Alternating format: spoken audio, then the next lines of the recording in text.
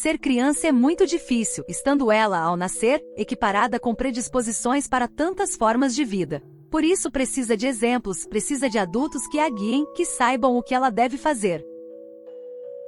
As crianças sentem uma grande necessidade de conhecer o bem e o mal.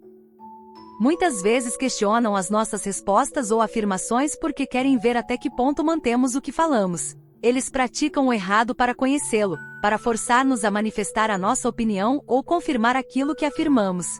Crianças provocam ou buscam as nossas reações ao seu comportamento, da mesma maneira como a criança pequena tateia e provoca, ou experimenta o espaço físico ao seu redor e conhece-o através de suas reações: quente, frio, cheiroso, pegajoso, duro, pesado, etc. O mundo do espaço ensina muita coisa à criança, assim, pouco a pouco, ela se ambienta nele, ergue-se e anda com segurança, movimentando seus membros conforme a situação. O que ela vivenciou lá fora com seu corpo físico, ela começa a vivenciar interiormente a partir de uma certa idade. Mais intensamente entre 9 e 10 anos, no âmbito anímico-espiritual. Quer descobrir como se sentem os outros em torno dela, como lutam e vencem as dificuldades emocionais, da maneira como ela, anteriormente lutando, venceu a força da gravidade e se ergueu. Ela agora sente intensamente as alegrias, os prazeres, as tristezas, o ódio, e quer saber como em tudo isso as pessoas se erguem animicamente e encontram seu caminho. Ser criança é muito difícil quando os adultos ao seu redor não sabem o que ela necessita e espere deles. E difícil quando os adultos têm uma imagem fixa e rígida de como deve ser a criança e como ela deve comportar-se, e ao mesmo tempo, eles se comportam de maneira bem diferente. Também é difícil se os adultos têm receio de exigir algo da criança ou não querem ser exemplos para ela, porque não querem bitolá-la ou criá-la com preconceitos. Adultos que acham tudo relativo, que não querem definir valores ou se posicionar entre o bem e o mal, que não querem ser autoritários porque acham isso indigno. Adultos que se colocam de igual para igual com a criança e compartilham com ela seus próprios problemas e os problemas do mundo. Estes adultos criam ao seu redor um ambiente psicológico de insegurança, de indefinição, de conformismo e de crítica intelectual. Diante disso, a criança é forçada a julgar por si mesma, o que ela ainda não consegue fazer. O chão no qual a sua alminha quer erguer-se é movediço e mole e ela não pode criar a confiança necessária no seu meio ambiente, não pode afirmar-se na terra dos homens. Fica desiludida.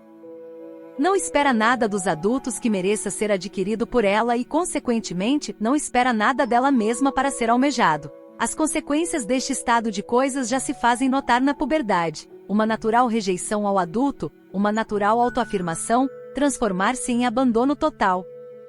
Em fuga de si mesmo e da realidade. Falta então ao adolescente esse vigor que os sentimentos morais como a luta pelo bem, a aspiração por alguma coisa, o querer ver como os adultos em suma, aquilo que todos os fortes desejos para uma realização do reconhecido como certo em nós e que impulsionam o adolescente a perseguir grandes ideais de transformar o mundo. Falta ao futuro adulto o impulso de querer transformar-se. Porque a criança quer saber sobre o bem e o mal. Ou o conceito de bem e de mal entre os homens. Adão e Eva, na Gênesis, comem do fruto que lhes dá o conhecimento do bem e do mal e são expulsos do paraíso. As forças do mal, inspiradores do homem, tentaram-no, e um Deus os castiga e dá-lhe leis para seguir. Esta imagem interpretada em nível de adulto poderia representar a personalidade que é corrigida pelo eu por ter se deixado dominar pelos dois representantes das forças opostas na evolução do eu, do ser divino. Não é mesmo assim que a atuação de forças contrárias nos conscientiza do que achamos certo? Não é o mal que caracteriza o bem? O ensinamento do bem e do mal é o preparo para a liberdade, que representa a verdadeira dignidade do homem. Se não temos escolha, ou se não queremos escolher, não podemos praticar a liberdade. Quanto maior a imagem que temos do homem, criado à semelhança de Deus, quanto maior a nossa cosmovisão, tanto maior o vigor que sentiremos para querer crescer, nos transformar, nos autoeducarmos. Tanto mais força transmitiremos à criança para seu futuro desenvolvimento. Ler e escrever são qualidades que devemos ensinar às crianças. Fazer contas também, porém, para sua dignidade humana, é necessário ainda cultivar outras qualidades anímicas. Sem elas não se pode aspirar o progresso, a evolução individual e social. E nisso que estão as responsabilidades dos educadores. Vejamos algumas qualidades que o adulto pode transmitir à criança. As 3 venerações mencionadas por Goethe. 1. Respeitar o que está embaixo de nós. 2. Respeitar o que está ao nosso redor.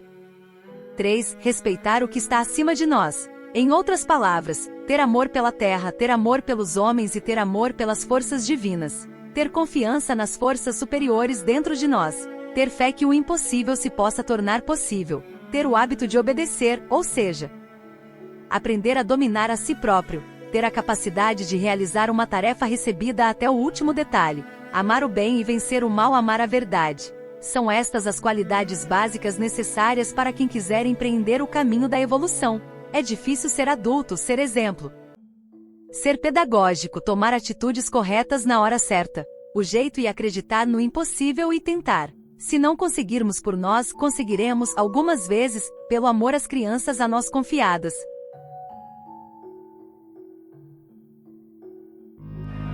Gratidão por assistir.